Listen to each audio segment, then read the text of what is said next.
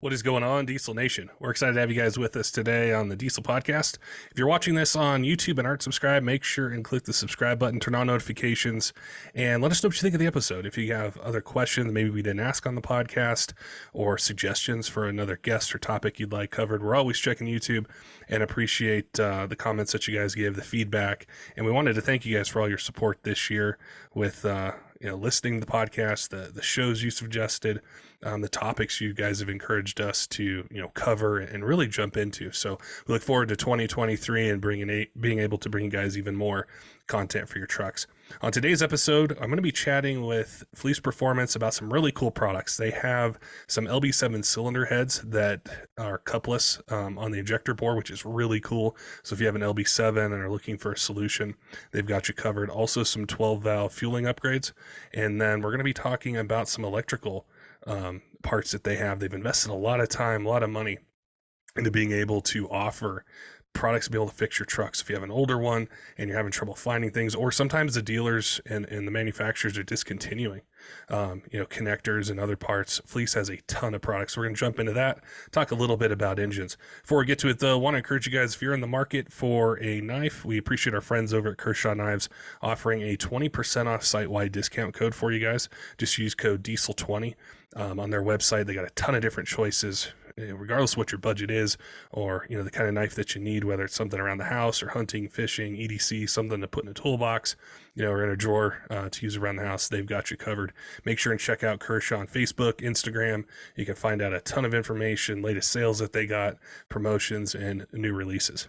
All right, let's get to today's episode with Fleece Performance and talking about LB7 heads, 12-valve upgrades, and also some electrical fix-it products that'll help you keep your truck on the road. Guys, welcome back to the Diesel Podcast. I love chatting with all you guys and learning all the cool new things you guys are working on. I've seen a ton of new Fleece Performance products hitting the market, so our chat today is going to be very informative and awesome. So welcome back to the Diesel Podcast.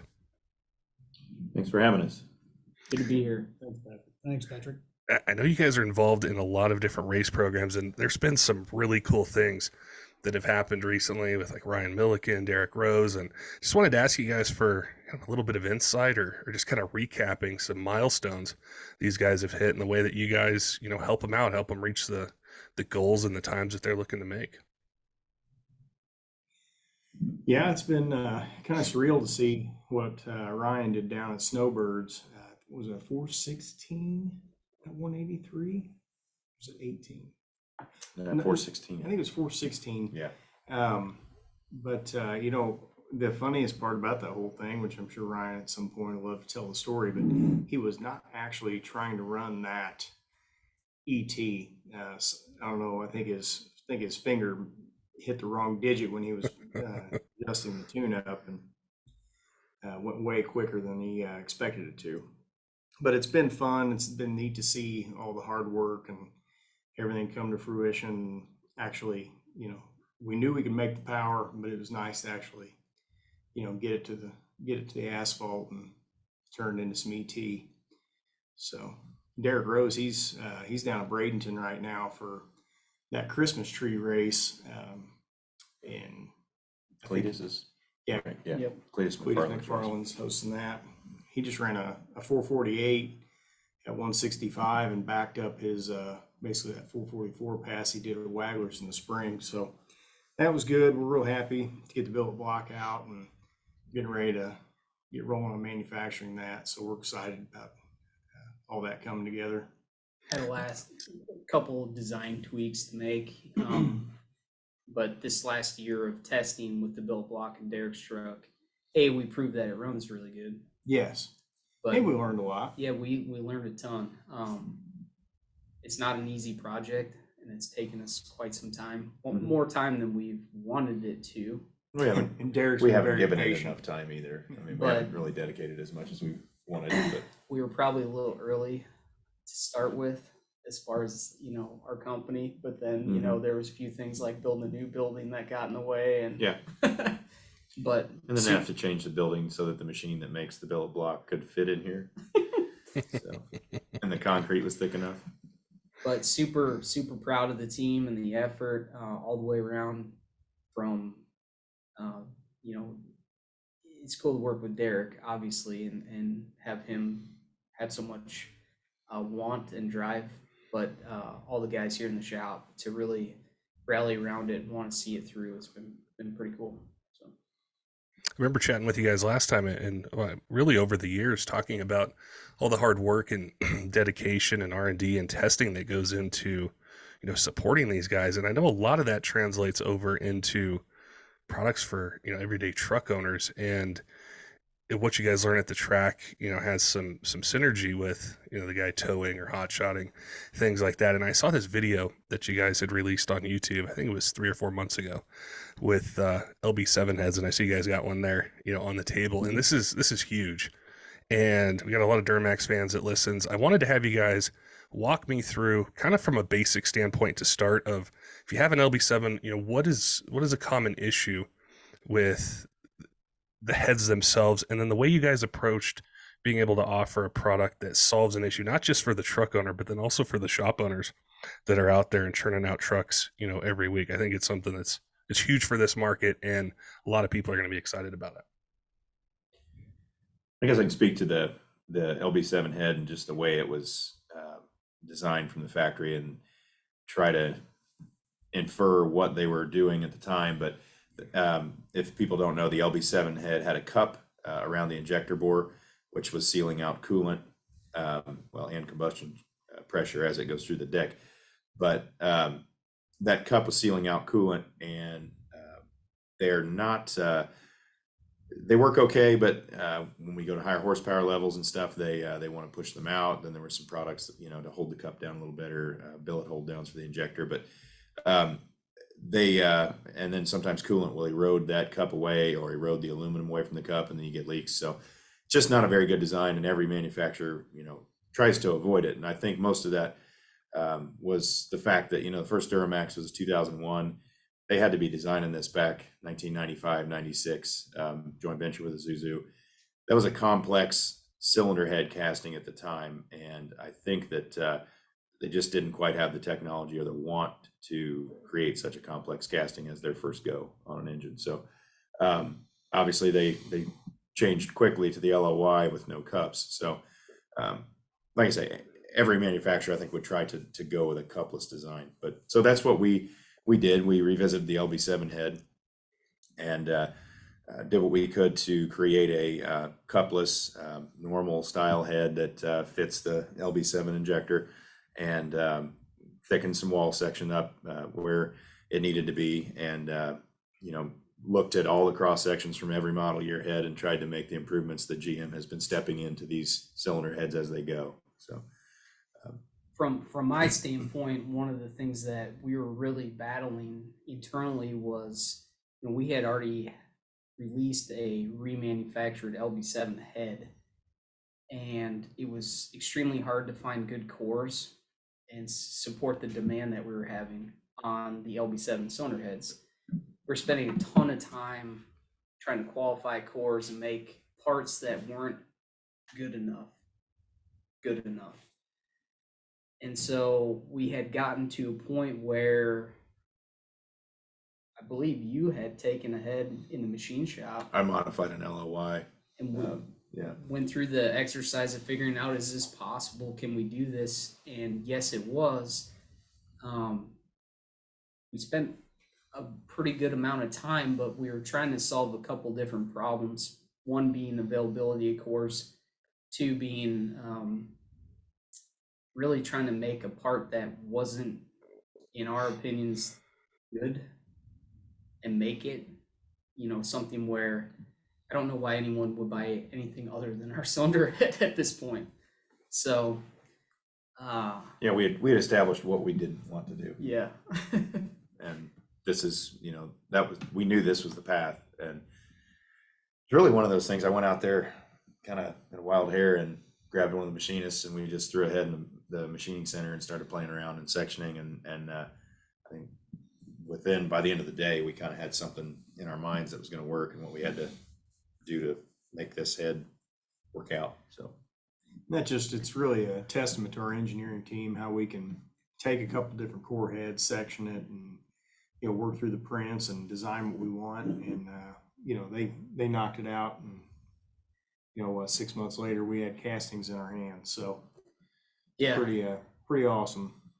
it was pretty fun to open the box the first couple pre-production samples and see our logo casting in the cylinder head. That's like monumental things, in a company. To get to be a part of that is pretty fun.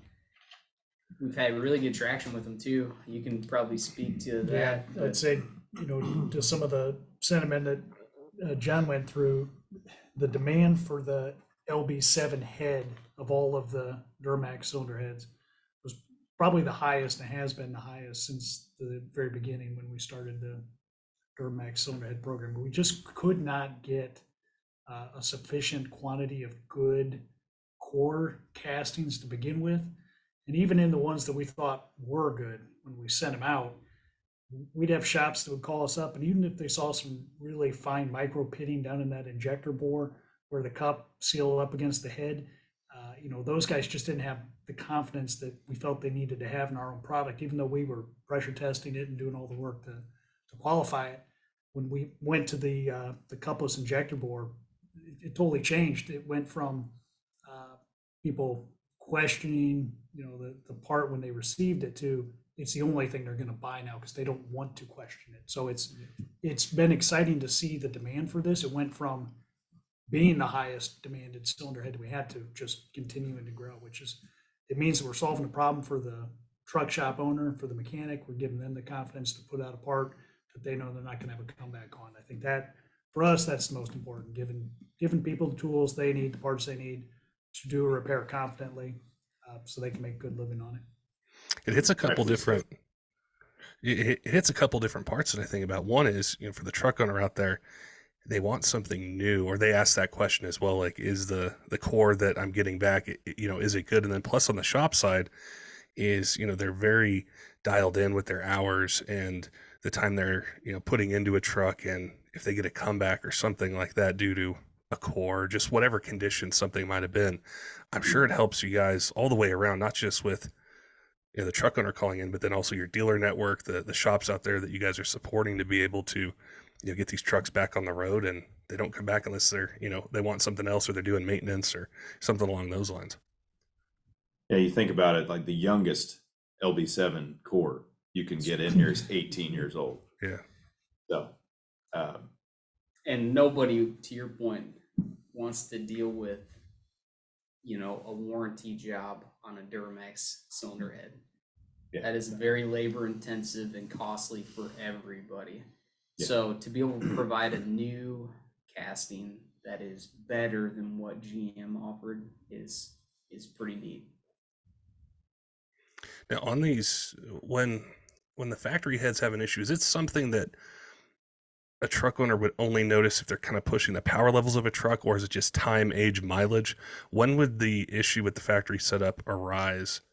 hard to blow head gaskets on a factory LB7 truck. I mean, Well, another thing to think about, it's not always the head gasket. We're all familiar with the fact that LB7s need injectors replaced, yeah, every 30, 40, 50,000 miles, they'd get a set of injectors, it seems like. early on, yeah. So what would happen, you're taking that cup in and out, and, you got the potential for somebody to not get it maybe torqued properly, and then you get some pitting between the cup and the head, and then the head's trash. And there was so much going on back then. And I would say that realistically, probably all of the LB7s have had 2 to 3 sets of injectors put in them by now. So when your cups don't seal, that can also give you a false sense of having a blown head gasket when you're getting combustion past the cup into the cooling system. So regardless how good you've got the head sealed, if the cup's not sealed up, you're still going to have combustion in the cooling system issues. So obviously this takes all that out of the equation and fixes a common problem. And I think a lot of shops have like their own method or routine for doing injectors on the LB7s. I know our guys have, you kind of stand on your right foot just this way, and then, Hold your tongue a certain way. And so like to take all that out of the equation, just it's a simple Puts confidence back in the job. elegant, good Yeah. solution. So When you guys are looking at projects like this, do you guys ever step back for a second and just kind of in amazement that some of these trucks that are 18 years old plus, there's such demand for these products or fixes for them? Because I see it on the podcast side a lot. Is a lot of people are going to older trucks, or they're picking up something that they just want simplicity, or for whatever reason they're going back to something older, and there's a lot of gaps and a lot of issues the trucks had when they were new. So I'm just curious, from like the R&D, the company side, do you guys find this a lot with some of the older trucks where people are looking for solutions or upgrades for, gosh, something that was out when I was in high school or pretty close to it? me personally, I see a lot of opportunity looking at the newer platforms as well as the old platforms.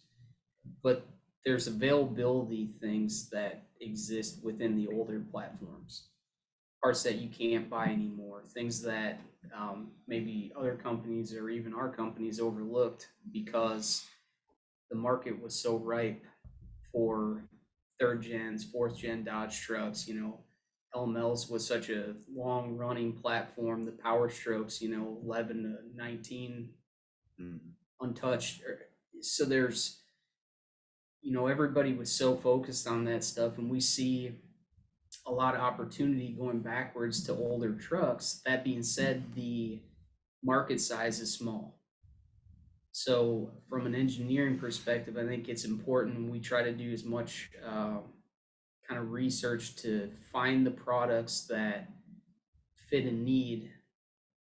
Like, we don't force things. We look for things that, like, you can't buy this anymore, this isn't available, and there's a demand for them. Because, like, if you looked at the data, there's a million fourth gen Dodge trucks on the road. There's maybe 100,000 12-valve trucks. That being said, if you can't buy a part for it that's needed, that's a good opportunity. Do you get a lot of that feedback from your dealer network, the shops you guys work with, saying, hey, we're fighting this issue, or get a ton of requests for this? Customers and dealers. Yeah, I'd say that we started with our Power Flow back in 2018, June of 2018.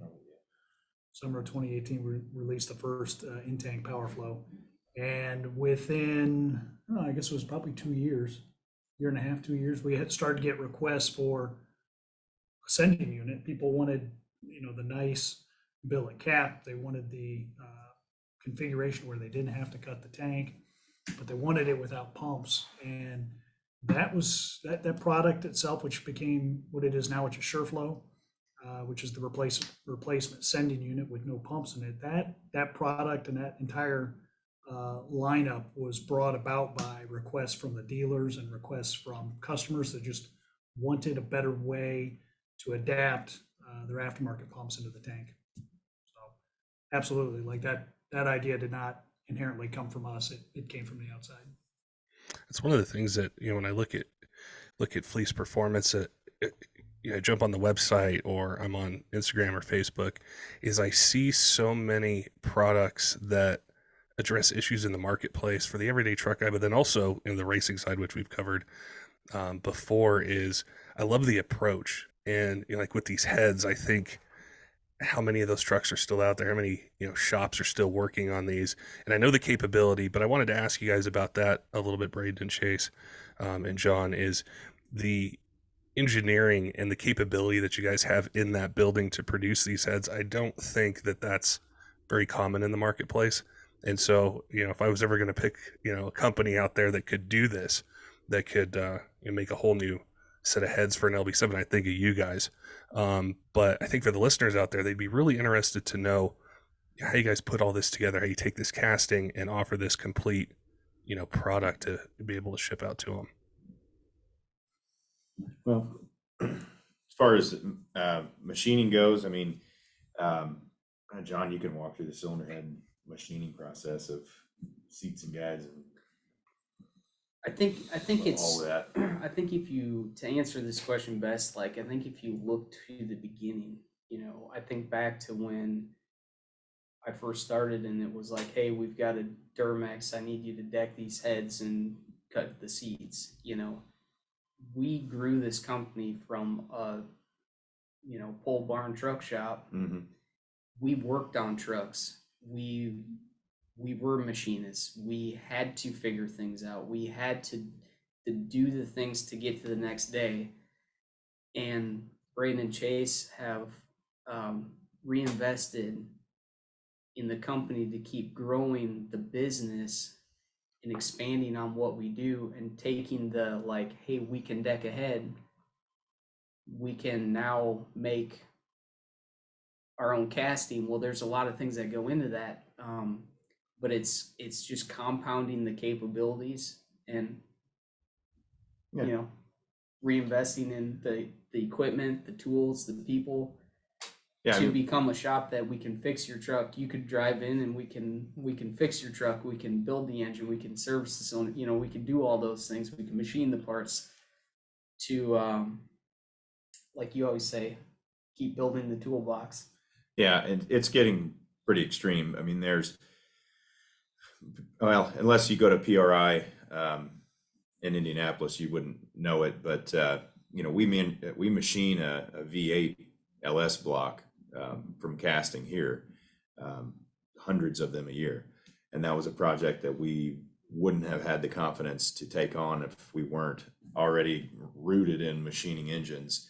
But then we're not your typical engine machine shop that decks and bores and line hones and does that. We do that, but we also can take your casting and machine it, and then sleeve it, and then line hone it, and install the sleeves, everything. So there's really not much we're afraid of when it comes to engines themselves. But like I say, there's a dedicated machine making V8 LS blocks, and it may be V8 big blocks, maybe V8 Duramaxes at some point in time. But I doubt. I don't know if there's an opportunity for a aluminum Duramax casting. But, there's always opportunity. But I don't want to get too many people on edge. But we've thought about things like that, and we have a local foundry that's very good at what they do, and they trust us with machining, and so it's a good fit. But yeah, there's 20. What is the SW 21st? I think it's the 21st CNC machine we have here. We just bought a 5-axis dual spindle machine that will make our compressor wheels. 15-minute total cycle time. You get 2 wheels, so pretty wild For all of our cheetahs. Yeah, so we've just brought all compressor wheel manufacturing. We'll be transitioning in-house just to support our growth, and that could also lead into new product and more capability. So, but to kind of follow up, the thing that I see is that when we learn how to do something, we usually then try to figure out how to compound onto that. So, like I said, you learn how to deck and cut seats on a cylinder head. How do we do this at a larger scale? To your point about the LS blocks, like our engineering team, our machinists, they learned some really valuable lessons and got some really good experience by taking that project on. We then figure out how to compound onto those skill sets and that experience and develop more based on what we learned. The first time you do it is always the hardest. 2 weeks to make one, and now we can make 2.5 in a day, almost 3. So it's just like our pumps, the first one was the hardest, and then it became like, well, let's figure out how to make these fit this and that. Same thing with the turbos. You guys back in the day started with the Duramax, and then Chase wanted to make 351 VE cheetah. I said he was stupid. Now we sell like Best to see. 7,000 of them a year. I don't hold it over his head. He just reminds him about twice a week whose idea that was. Whatever. I was told that that's not nice, so I just leave it be. You get your paycheck. See We all what get I our did just paycheck. there? I Yeah. just kind of focused there. Well, I see some other cool parts on the table, and I see some fuel stuff there. What what are some other things you guys have come out? I know there's some 12 valve stuff and some needs those guys have to solve some issues. Yeah, the 12 valve has been I think an underserved market, and it's an area that we're definitely starting to approach and spend a lot more time in. And one of the first products that we wanted to bring into the 12 valve market was that our SureFlow sending unit. And we've got a couple guys with some early Dodge trucks here, and every single one of them had a non-working fuel level sender. They probably hadn't known how much fuel they had for about the last 15 years. And if you're out trying to find a replacement part for those today, you just cannot find them. And people have been doing all sorts of really weird tank conversions. They've been going to a gas tank and then doing other like gas sending units in there. Yeah, so there really hasn't been a solid solution for the aftermarket. And that's one of those cases where we saw an opportunity to take our expertise, take some of the elements that we've already built for the sending units and the power flows, and just reapply them into that market. And we've got one of the 12 valve SureFlows here. We just kicked this off within the last couple of weeks, so a lot of people may not be entirely familiar with it, but this sending unit platform now goes all the way from 1991 on the Cummins up to 2022. And then on the Duramax side, we go from 04.5 up to 16. And we're working on something for the LB7 right now. So, Yep. We have one in Jake's first gen. oh, his He sold We it. did. yeah. Oh, And He sold first gen? Hmm? News to me. yeah. Guess we're looking for a first gen. you want to talk about some of the uniqueness on that with the bucket? This version, Patrick's a little bit different than what some people may have seen in the past. It'll be tough to see over the audio, but we've started injection molding our own buckets for it. This assembly still has the same billet cap. It's got new sending electronics. Really makes for a very clean installation. And for the 12 valve guys, it's a nice fix-it part. Lets them set up the fuel system the way they want to, and then get their fuel gauge working again. So it's probably a new driving experience for them, considering they haven't had one for about 10 years. I think the from an engineering standpoint, the 12 valve first gen, second gen stuff is it's a challenge, because most of the trucks, they're hard to find, A, and B, they've been kind of worked on, pieced together with what we could find here, there, whatever, so Yeah. We're on their sixth owner. yeah, so it was kind of a challenge to get the PowerFlow and the SureFlow products done, and do it in a way that we could get coverage from 91 to 98 and be good there. It's actually funny, we found out that 1989 and 1990 trucks had different fuel tanks. And again, going back to the challenges from an engineering perspective, it's not easy to find information. Like 1989 Dodge fuel tank information doesn't exist. I think 1989 they didn't write anything down, so that year in itself is. Oh, they did. They wrote everything down, and that's the problem. It's not digital. It all got burned. Exactly. But it's funny when Shredded. you put some feelers out there, there's a whole network of people, you just got to know those people. Mhm. And so we've had a lot of help and feedback from customers and friends. And to your point about the fuel gauge, there's a lot of trucks that the sending units aren't working, so you don't have a fuel gauge. Now, disclaimer, there are cases where your actual dash doesn't work. So for you customers out there that are listening, It and may you not be buy the sending unit. our new SureFlow or PowerFlow, if your fuel gauge still doesn't work, please look at your dash.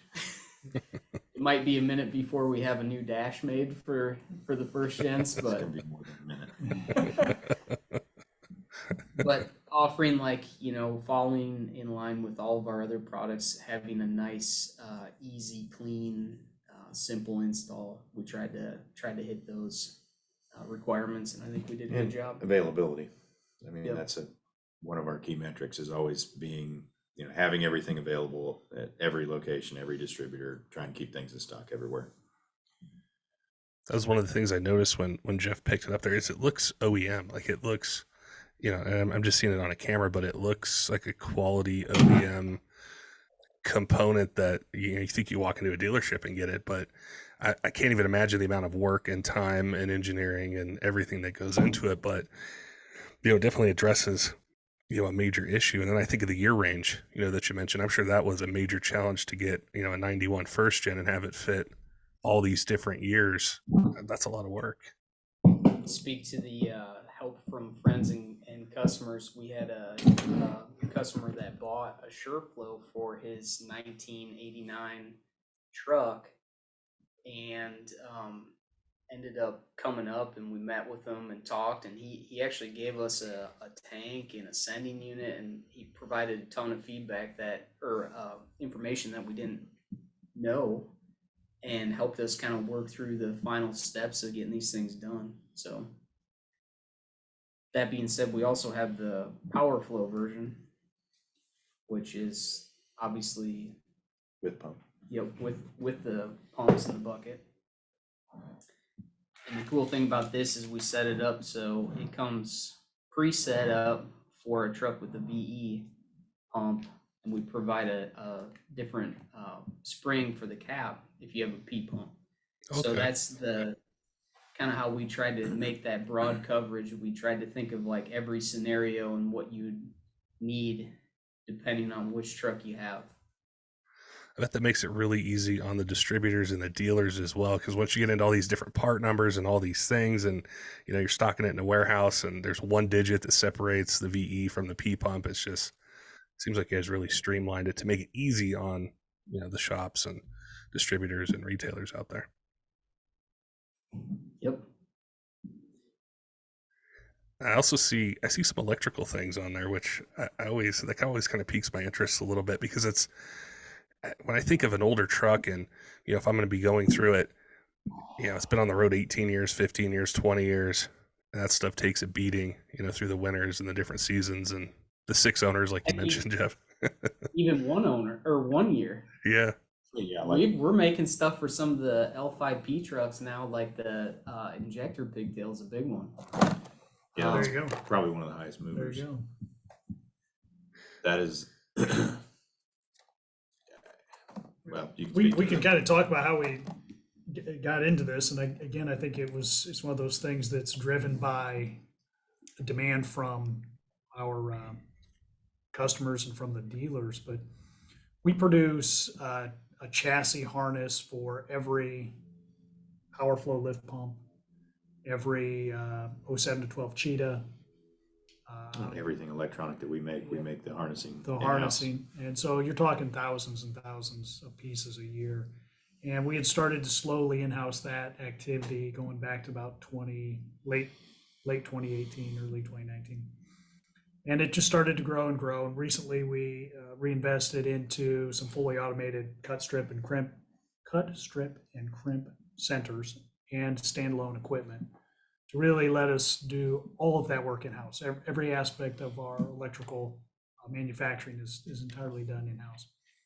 And that, to me, I would relate that as like going from a drill to a horizontal CNC machine. horizontal CNC. We went from a hand crimper to a fully automated center, and that really opened up the ability for us to grow an entirely new product line. And we brought in some dealers. We asked them, hey, what are the kind of products you need to make your life easier? Almost every single one of them at UCC said, hey, it's really hard for us to get these harnesses. Can you make us some pigtails and other connectors? These are hard to come by. It'd make it a lot easier for us to repair things more quickly, make it a less expensive repair for the customer, and turn jobs faster. And we said, okay, sounds good. So the first 10 dozen ideas or so, I think, all came in from dealers and customers. And one of the first ones was the L5P injector pigtail, along with a number of other discontinued GM parts. that you just can't get anymore. And we started knocking those off one after another. We got a couple here, but they're really, for us, that market is the guys that just need a more cost-effective repair as opposed to an entire harness. And for us, it's a growth area, and we already got about 24 products in that mix. Yeah, I think It's funny too, because the the start of this project was no different than getting the first pigtail was the hardest one. And once we got some traction, It's a process. yeah, at this point. it's the same thing as like what we were talking with the cylinder heads. We learned, and we just keep compounding onto what we learned and how we do things. And ultimately, this section of our company is, going to afford us the ability to look at even bigger projects. Engine harnesses. We could do an engine harness. We have pretty much every connector to do a 0659 already. And we have most of the crimp tooling. But it's just, that's another bigger step. And then you have to set up, end of line testing for all those harnesses, and then, resource it. It'd take a little more manpower than, a 6-inch wire here. We're on a wiring harness. If you ever seen wiring harness manufacturing, it's even the most automated or highest volume, they're still using pegboards, and, they've got, connectors that'll plug in here, and then there's just pins and pegs to where that establishes your wire lengths, and it's a pretty manual process. So there's extra time now because we've taken all the manual processes, most of them, out of that area of the business, and the machine can make a year's annual volume of our power flow product in a month or less. Wow. In one shift. No, I'd say, Patrick, I'd say one thing: if you've got any listeners that have products or components that they need from the electrical aspect, either from a repair perspective or from an availability perspective, for that matter, Give them your cell phone number. yeah, reach out to us. Reach out to us. Send us an email.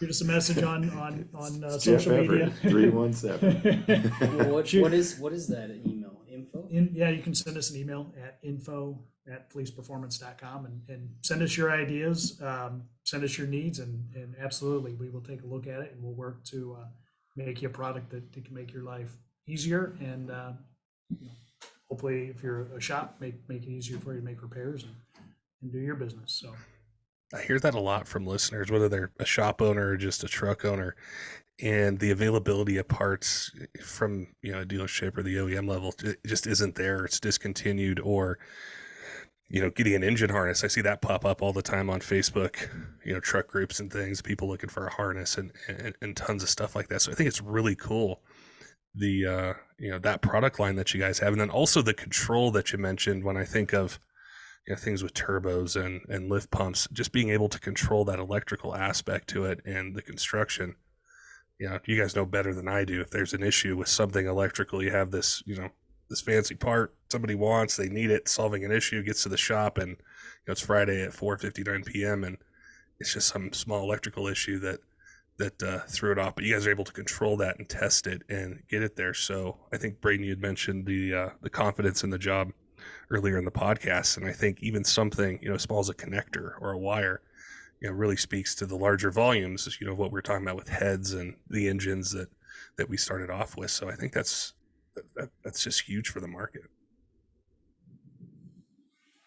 Yeah, we've got a brand to protect as well. So, we want the consumer to have confidence in the product and trust in the brand, and want to continue, to purchase whatever product that might be. They may be a Duramax shop, but then see, there's opportunity for them to branch out and make some money, doing, they like the Duramaxes and the power flows that on the Duramaxes. Maybe they start putting power flows in the Dodge trucks, and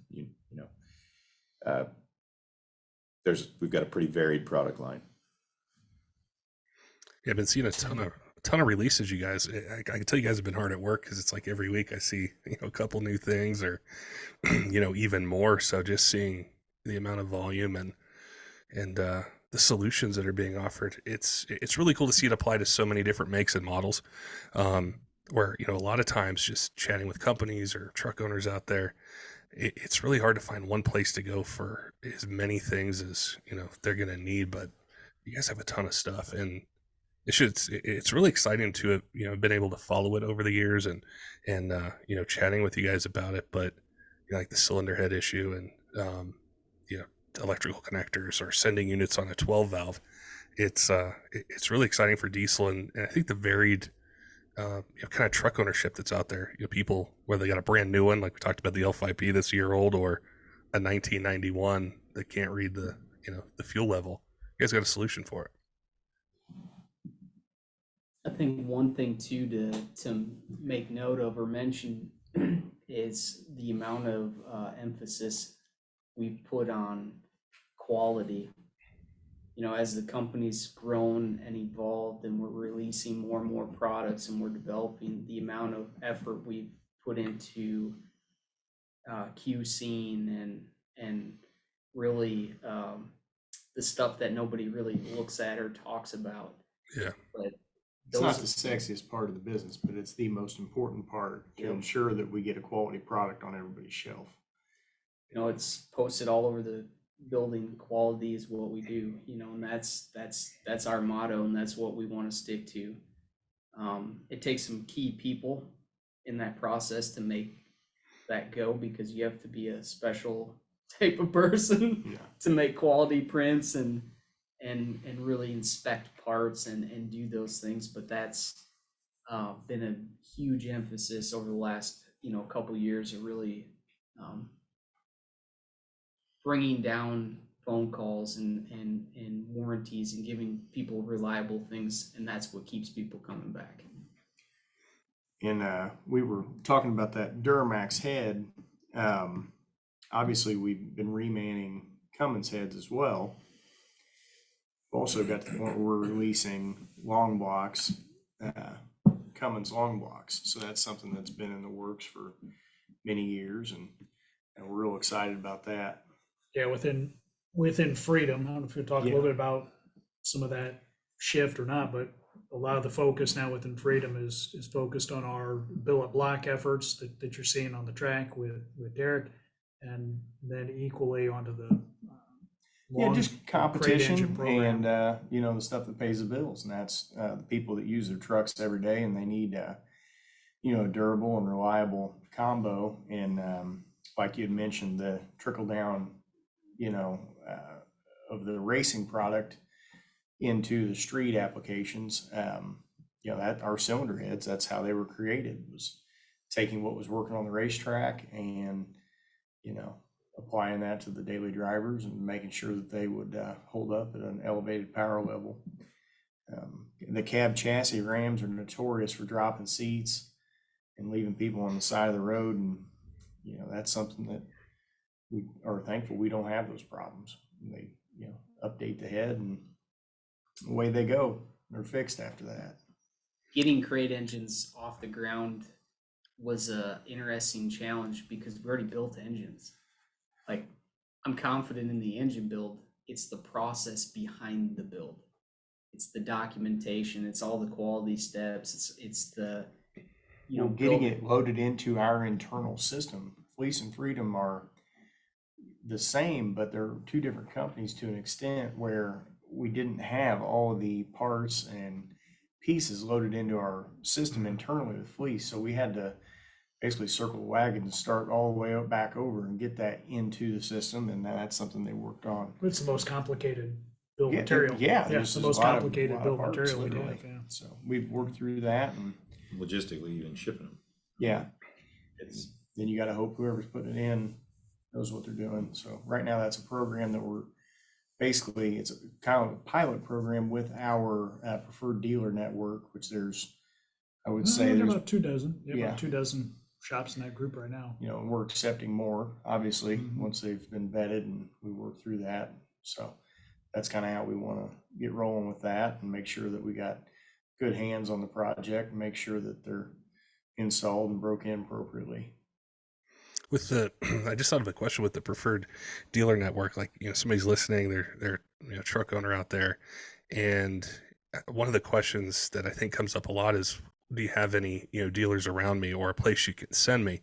And I know a lot of times kind of in the industry, you might know a shop, but you don't really know how they operate or what their best practices are. So if somebody's a preferred dealer, what does that mean for like a referral? If somebody calls in and, they're not going to do the work themselves, they want to get your products, your engine, and, take it somewhere. What do you guys go through to, qualify a preferred dealer? So on our website, Patrick, we've got a dealer locator that's on those, and those are shops that we've vetted and worked with over periods of time. Some of those are also like, you could be a web retailer for that matter. But we're actually working to segment those out right now so that we can help our customers better identify who's a web retailer or maybe just a retail shop, who is a service parts shop and installer, and then separately, who are the engine dealers that we have. And we're in that process right now to help separate those out. But anybody can always call us, and we'll absolutely send them to a recommended shop in their area, especially if it's something for like a crate engine. We've got it's right around 24 shops. We geographically selected those shops based on ensuring we had good coverage all around the United States.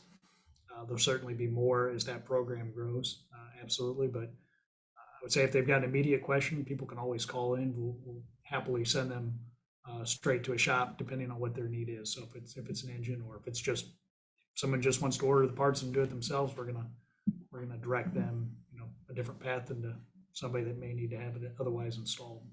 I think it's a huge benefit to the customer out there, because whenever we do these episodes, like when we talked about Freedom Racing engines or Cheetahs, somebody will message in or send something on Instagram and they'll say, hey, I want this turbo, but I don't know where to take it. And I think being able to refer it direct to you guys to get it to, a place is huge for the end user, because they want the product, they understand the quality, and, they've listened to you guys talk about what went into, R&D and testing. And then it's kind of like the handoff to, the local shop, that's near them, just completes that whole process. And I think makes it, all come full circle. And what you're mentioning, Chase, about, racing and truck owners. And I think back to when I first started is, I would watch these guys race, and I might not be building a race truck, but I'd say if they can build a transmission for that race truck, it'd work in mine. Or, they're running this, tuning or turbo or whatever it might have been.